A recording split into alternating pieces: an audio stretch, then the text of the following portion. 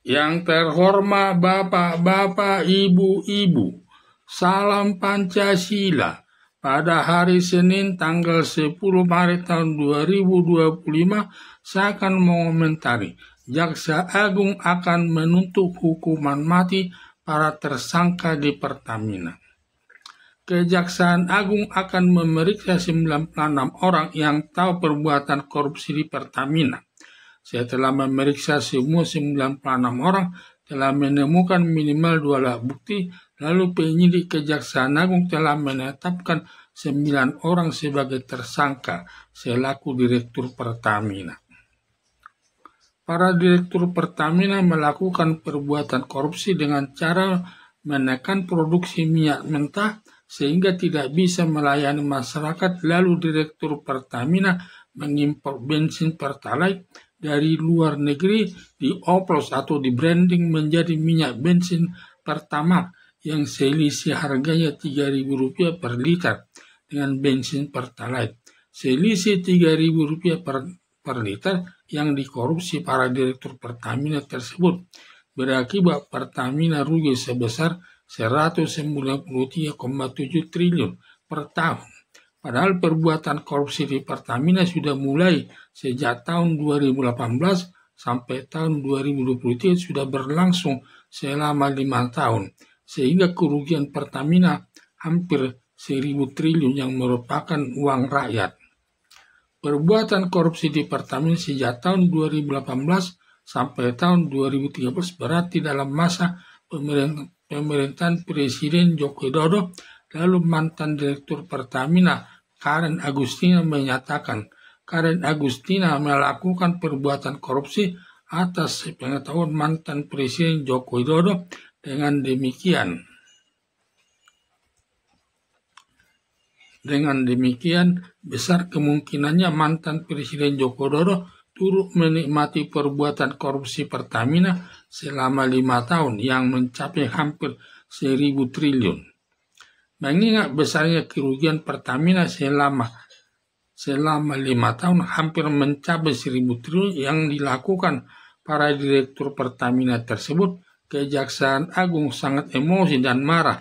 Lalu Jaksa Agung Sanitiar Burhanuddin berjanji akan menuntut semua Direktur Pertamina dengan hukuman mati, dengan harapan masyarakat tidak akan melakukan perbuatan korupsi lagi yang memakan uang rakyat yang membuat pemerintah tidak bisa melaksanakan pembangunan secara merata di seluruh Indonesia. Karena setiap ada proyek pembangunan dan termasuk Pertamina dilakukan perbuatan korupsi. Juga pernyataan Jaksa Agung Sanitiar Burhanuddin agar sejalan dengan pernyataan Presiden Prabowo Subianto selaku atasan langsung Jaksa Agung Sanitiar Burhanuddin yang selalu menyatakan semua pelaku korupsi akan dikejar sampai ke ujung dunia. Walaupun Jaksa Agung Sanitiar Burhanuddin begitu semangat menuntut para Direktur Pertamina yang dijadikan tersangka dengan hukuman mati, demikian juga Presiden Prabowo Subianto sangat setuju para tersangka Pertamina dituntut dengan hukuman mati, sejalan dengan Jaksa Agung Sanitiar Burhanuddin. Tetapi mengenai menjatuhkan hukuman di tangan hakim dan hakim tidak boleh diintervensi Jaksa Agung, bahkan Presiden Prabowo Subianto tidak boleh mencampuri penyelesaian semua perkara termasuk perkara korupsi, dan hakim menjatuhkan hukuman kepada koruptor sesuai dengan keyakinannya. Karena untuk menjatuhkan hukuman kepada seorang koruptor tergantung pertimbangan hakim.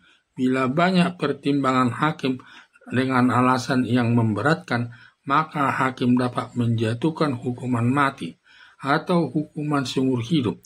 Tetapi bila pertimbangan hakim banyak alasan yang meringankan, maka hakim dapat menjatuhkan hukuman selama 15 tahun sesuai perbuatannya. Jadi, yang menentukan hukuman mati atau hukuman seumur hidup atau hukuman badan selama 20 tahun, bahkan hukuman selama 15 tahun berada di tangan hakim. Bisa saja Jaksa Agung Sanitiar Burhanuddin menuntut hukuman mati. para tersangka Pertamina. Belum tentu hakim menjatuhkan hukuman mati, juga tergantung pertimbangan hakim. Bila banyak alasan yang meringankan, kemungkinan besar hakim menjatuhkan hukuman 15 tahun. Perlu dipahami, alasan yang memberatkan dan alasan yang meringankan perbuatan korupsi tergantung pertimbangan hakim. Dan pertimbangan hakim yang satu dengan hakim yang lain berbeda alasan pertimbangan hakim satu sama lain. Maka dalam menyidangkan perkara korupsi selalu ganjil atau 3 orang jumlah hakim yang menanganinya. Di mana saat mengambil putusan diminta ketua sidang selalu minta pendapat hakim yang junior dulu terkait perbuatan korupsi tersebut. Baru minta pendapat hakim yang senior terkait perkara korupsi tersebut. Bila pendapat hakim junior dengan hakim yang senior berbeda pendapat, tergantung pendapat ketua sidang. Bila hakim ketua sidang pendapatnya sama dengan hakim yang junior, maka ketua sidang menjatuhkan hukuman sesuai pertimbangan ketua sidang bersama pertimbangan hakim junior. Di sini letak pertimbangan hakim tersebut sifatnya mandiri sehingga putusan hakim tidak boleh diintervensi Jaksa Agung Sanitiar Burhanuddin dan Presiden Prabowo Subianto agar tuntutan jaksa sejalan dengan putusan hakim. Karena negara Indonesia sebagai negara hukum, di mana hukum itu sebagai panglima yang tertinggi dari seluruh lembaga negara.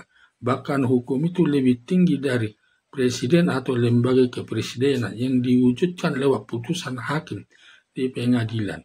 Maka sering kita lihat putusan hakim pengadilan negeri, putusan hakim pengadilan tinggi, serta putusan Mahkamah Agung, sehingga putusan hakim sering berbeda satu sama lain.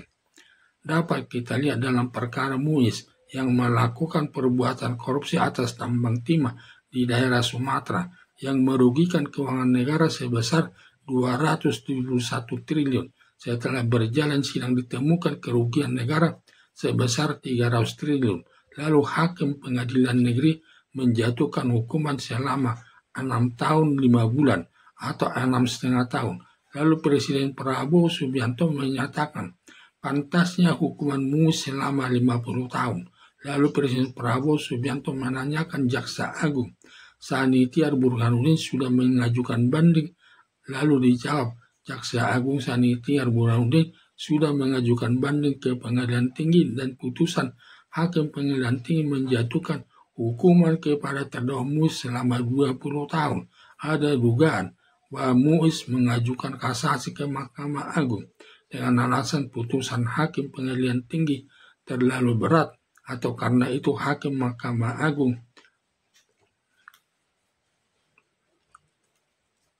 diminta mengurangi hukumannya sesuai rasa keadilan di tengah-tengah masyarakat.